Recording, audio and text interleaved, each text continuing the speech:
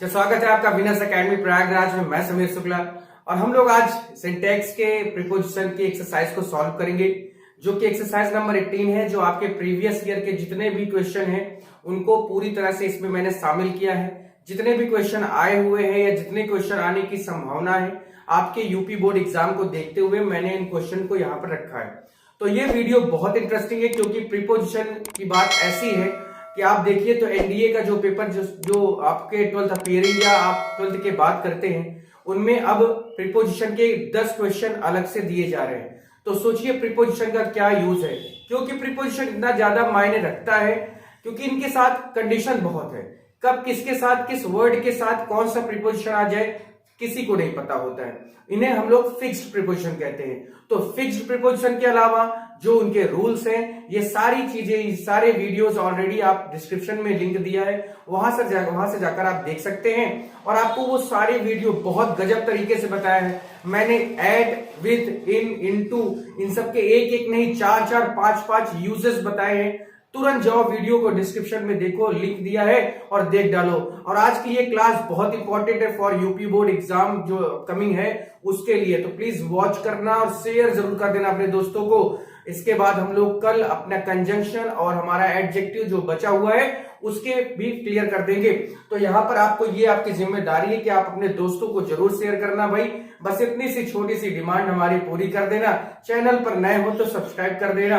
बाकी कुछ भी करने की जरूरत नहीं, बाकी हम कर लेंगे और करवा भी लेंगे। तो चलिए सबसे पहला क्वेश्चन हमारा है कि he complained for Ram's behaviour to the teacher, यानी उसने राम के व्यवहार के बारे में, राम की जो तरीके हैं बोलने, या हो सकता है गंदा बोलता हो, गाली देता हो, गरियाता हो, लात मारते चलता हो, धक्का देते चलता हो, तो उसने राम के व्यवहार के बारे में टीचर से कंप्लेन किया। तो एक बात याद रखिए, आप देखिए फिक्स्ड प्रीपोजिशन यहीं पे आ गया सामने कि कंप्लेन जो होता है इस कंप्लेन वर्ब के साथ कभी भी फॉर का प्रयोग नहीं करते। इसके साथ हमेशा हम लोग क्या यूज करते हैं, अगेंस्ट का यूज करते हैं। अगेंस्ट मीन्स होता है खिलाफ। तो कंप्लेन फॉर नहीं करके कंप्लेन अगेंस्ट करना है, फॉर यहां पर गलत है। बहुत गजब तरीके से ये देखिए, ये सब याद रखेंगे बहुत। हमेशा अपने पूरे फ्यूचर की बात आपकी करता हूं, कभी भी एग्जाम देने जाए किसी भी कंपटीशन लेवल का, प्रीपोजिशन से 2-3 क्वेश्चन जरूर पूछता है। आप चाहे आने वाले समय में एनडीए, सीडीएस, एयरफोर्स, नेवी, कोई भी एग्जाम देने जाए, एसएससी, बैंक, कुछ भी देने जाए, प्रीपोजिशन आपका पीछा नहीं छोड़ेगा। और यहीं से आप वीडियो देखिए मेरा, मैं वीडियो 3 पार्ट में बनाया हूं, एकदम फुल एक्सप्लेनेशन के साथ कि कहां कहां पर ये फॉर जैसे शब्दों का यूज एक नहीं 5-5, 6-6 तरीके बताए, तो देख लेना भाई। नेक्स्ट हमारा है कि he was absent at the examination. वह एग्जामिनेशन से एब्सेंट है, यानी एग्जाम में वो नहीं बैठा। तो एब्सेंट के साथ याद रखना भैया, एब्सेंट के साथ हमेशा फ्रॉम का यूज होता है, कभी एट का प्रयोग नहीं होता। एब्सेंट के साथ हमेशा फ्रॉम का यूज होता है। ये सब बहुत इंपॉर्टेंट चीजें जानते रहो और प्लीज शेयर कर देना, कसम है तुम्हें भाई, प्लीज शेयर कर देना। और जिससे बतियाते हो ना उसी की कसम दे रहा हूं, थोड़ा सा शेयर जरूर करना भाई। तो I prefer milk than tea. एक बात और यहाँ पे कि मैं मिल्क देन टी, यानी मैं चाय के बजाय या चाय की जगह पर दूध पीना पसंद करूंगा, क्योंकि प्रिफर का मतलब होता है पसंद करना। तो एक बात याद रखना कि प्रिफर और प्रिफरेबल 2 ऐसे शब्द हैं जिनके साथ कभी भी देन का प्रयोग नहीं होता। भले ही इनसे कहीं ना कहीं कंपैरिजन का सेंस निकलता है, लेकिन हम देन की जगह पर क्या यूज करते हैं, टू का प्रयोग करते हैं। देन के स्थान पर प्रिफर और प्रिफरेबल के साथ देन के स्थान पर टू का प्रयोग किया जाता है। ये आपने ऑलरेडी एडजेक्टिव में भी पढ़ा है, कई बार सुना भी होगा, देखा भी होगा, आपके टीचर ने भी आपको पढ़ाया है। तो ये एक तरह से आपका रिवीजन भी करवाए दे रहा हूं, आपकी एक्सरसाइज भी सॉल्व करा रहा हूं, ठीक है। नेक्स्ट है सी रिसेंबल्स टू हर फादर। बहुत गजब का सेंटेंस है। यहां पर रिसेंबल के साथ क्या प्रीपोजिशन आएगा, और जो भी प्रीपोजिशन आएगा वो आपके लिए मैं छोड़ रहा हूं और आप उसे कमेंट सेक्शन में जरूर बताएं। तुरंत इसका जवाब दे देना, ठीक है। वीडियो तुरंत वॉच करना और तुरंत 2 मिनट का समय लगेगा। रिसेंबल के साथ, रिसेंबल मीन्स होता है दिखना या मिलना जुलना। जैसे कि मैं अपने पापा की तरह दिखता हूं, तुम अपने मम्मी की तरह दिखते हो। तो जब हम किसी को किसी की तरह दिखाते हैं, या जब कोई इंसान किसी दूसरे इंसान की तरह उस मिलता है, चेहरे से मिलता है, तो वहां पर रिसेंबल का यूज करते हैं। और रिसेंबल के साथ कौन सा प्रीपोजिशन यूज होता है वो आप बताएंगे, बताओगे ना, पक्का बताओगे ना, कसम है, समझ लेना ना बताए तो। नेक्स्ट हमारा है कि he reached to the railway station in time, यानी वो स्टेशन टाइम पर पहुंचा या समय से पहुंचा। अब देखिए, लोग समय से पहुंचा तो from time, with time, with in time ऐसे बोलते हैं ना, लेकिन यहां पर पहली बात कि यहां पर ये जो रीच्ड के साथ टू का यूज किया गया है ये नहीं होगा। ही रीच्ड एट द स्टेशन कर सकते हैं, या ही रीच द स्टेशन भी सही है, यानी यहां पर टू का प्रयोग आप ना करें तो ज्यादा अच्छा है। आप उसके अलावा यहां तक कोई प्रीपोजिशन नहीं प्रयोग करते हैं तब भी सही है, लेकिन अगर हमें करना ही है तो हमें यहां पर रीच के बाद हम यहां पर एट का प्रयोग चाहे तो कर सकते हैं, अदरवाइज एट की भी कोई जरूरत नहीं है। हाँ, टू नहीं यूज होगा, सीधी सी बात है, टू नहीं यूज होगा। आप एट का प्रयोग करें या एट ना प्रयोग करें, कोई भी प्रीपोजिशन ना प्रयोग करें, तब भी आपका पूरा का पूरा सेंटेंस ये सही माना जाएगा। ठीक है, नेक्स्ट हमारा है कि he is senior then you. He is senior then, आपने एडजेक्टिव का रूल, पहला रूल पढ़ा होगा।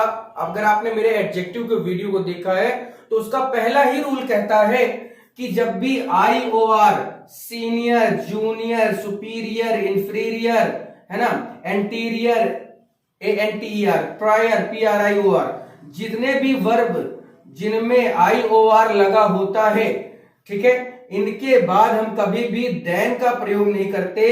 इनके बाद हमेशा क्या यूज किया जाता है, टू का प्रयोग किया जाता है। तो senior to, junior to, superior to, anterior, ANTERIOR, anterior to, prior to, PRIOR। ठीक है, तो क्योंकि इनके, ये आप इसको ट्रिक समझे कि IOR लगा हुआ है, इस वजह से देन के स्थान पर यहां पर क्या यूज होना चाहिए, टू का प्रयोग होना चाहिए। बहुत साधारण से शब्दों में बात कह रहा हूं। नेक्स्ट है ही जम्प्ड इन द रिवर। ये तो आपको पता ही है, मैंने बताया है कि जब कोई चीज स्टेबल हो, स्थिर हो, तो वहां पर इन का प्रयोग करते हैं, और जब कोई चीज हवा में हो तो वहां पर हम इनटू का प्रयोग करते हैं। अब आप खुद ही समझ सकते हैं कि यहाँ पर ये पानी है और यहाँ पर ये एक ब्रिज, और यहाँ पर कोई खड़ा है, अब वो कूदना चाह रहा है, कूदने का मन बना दिया है, तो जब जैसे वो कूदा तो पानी में पहुंचने से पहले और यहां से फिर कूदने के बाद, यानी यहां से यहां तक की ये जो बीच का समय है ये मोशन में है, और मोशन के लिए हम हमेशा क्या यूज करते हैं, इनटू का प्रयोग करते हैं, कभी इन का प्रयोग नहीं करते हैं। तो या अभी जैसे he is in the water, अगर वो पानी में पहले से है, पानी में तैर रहा है, पानी में वो डुबकी मार रहा है, कुछ भी कर रहा है, तो वो इन का प्रयोग होगा। लेकिन जब हवा में कोई चीज हो तो वहां पर हम क्या यूज करते हैं, इनटू का प्रयोग करते हैं। ये 7 क्वेश्चन बहुत इंपॉर्टेंट है।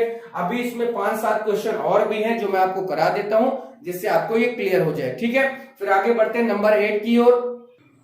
चलिए, नेक्स्ट है हमारा कि do not laugh on the old man, यानी किसी बुजुर्ग पर मत हंसो।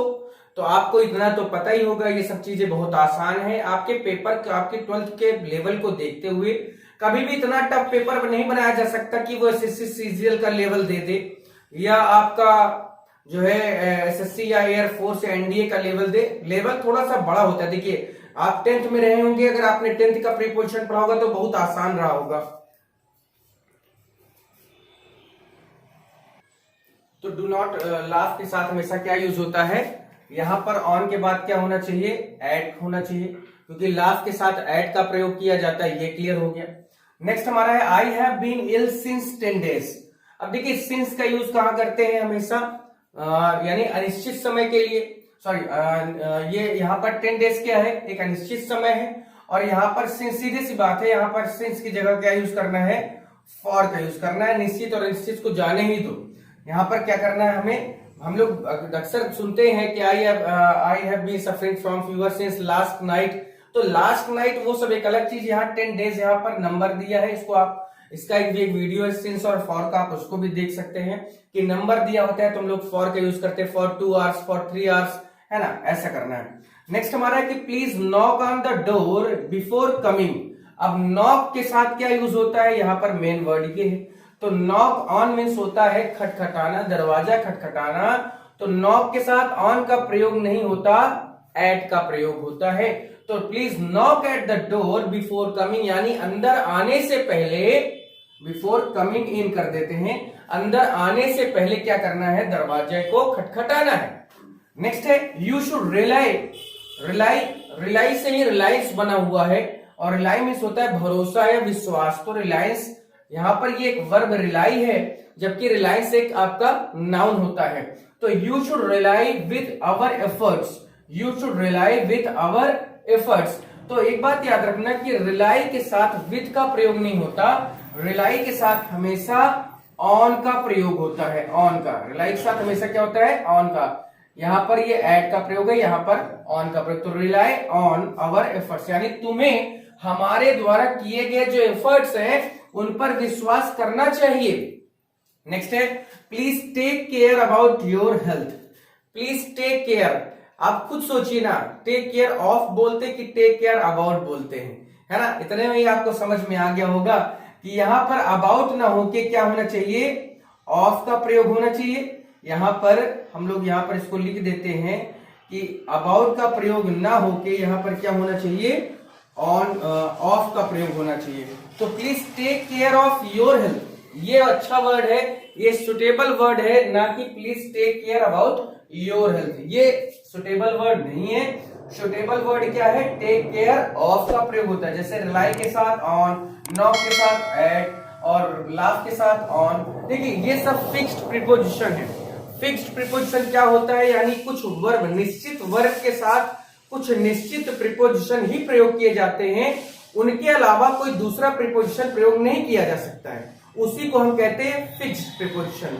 नेक्स्ट है open the book on the fourth page, यानी किताब का चौथा पेज खोलो।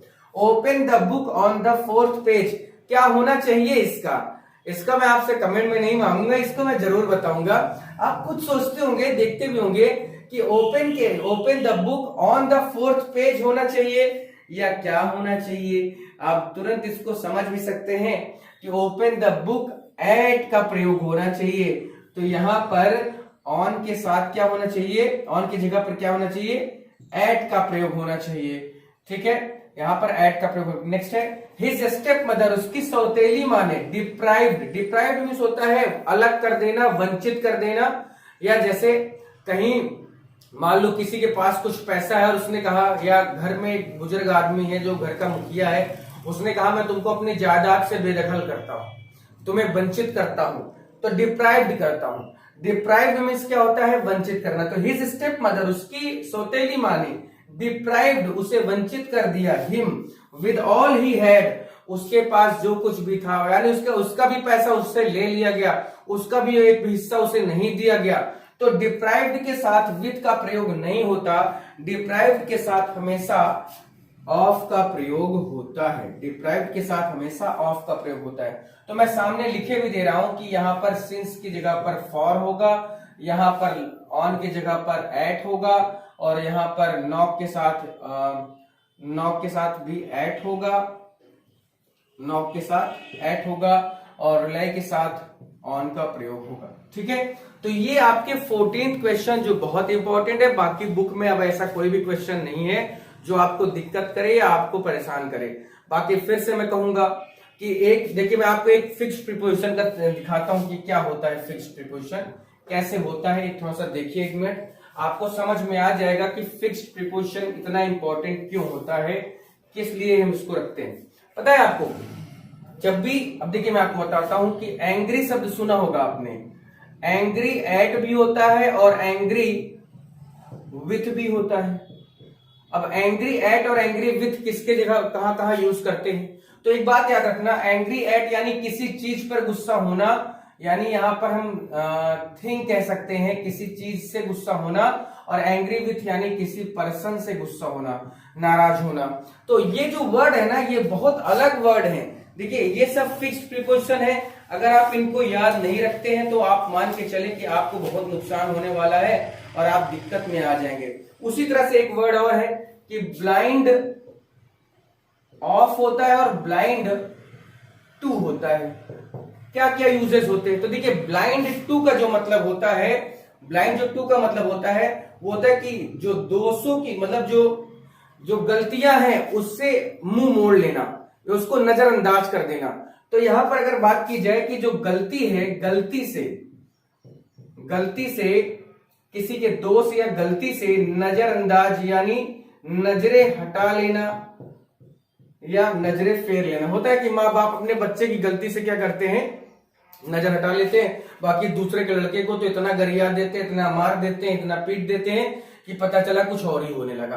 तो ब्लाइंड टू का मतलब होता है गलती से नजरें हटा लेना, और ब्लाइंड ऑफ का मतलब होता है, वो आपको पता ही है कि हमारे ऐसे भाई या ऐसे जो भी दिव्यांग लोग हैं जो आंख से अंधे हैं, ठीक है, तो आंख से अंधे जो हैं, आंख से जो अंधे हैं उनके लिए क्या यूज होता है, ब्लाइंड ऑफ का यूज होता है। लेकिन ब्लाइंड टू यानी गलती से नजरें हटा लेना, किसी के दोष या गलतियों से नजरें हटा लेना। तो ये कंडीशन होती है, आप ये समझे कि ये होता है आपका प्रीपोजिशन। किसके साथ कौन सी कंडीशन आती है कोई बता नहीं सकता। प्रीपोजिशन एक बहुत यूनिक, एक अलग टाइप का ही सब्जेक्ट है, एक अलग टाइप का ही एक पूरा ये टॉपिक है, इस पर फोकस करना बहुत जरूरी है। Then I hope and I wish कि आपको ये समझ में आ गया होगा। And thanks for watching and please share it more and more to your friends, जिससे कि उन्हें ये सारी चीजें पता चल सके और आप अपने एक अच्छे दोस्त होने का थोड़ा सा वादा भी निभाएं। ठीक है, फिर आज के लिए इतना ही करते हैं। Thank you so much for watching this video. Thank you.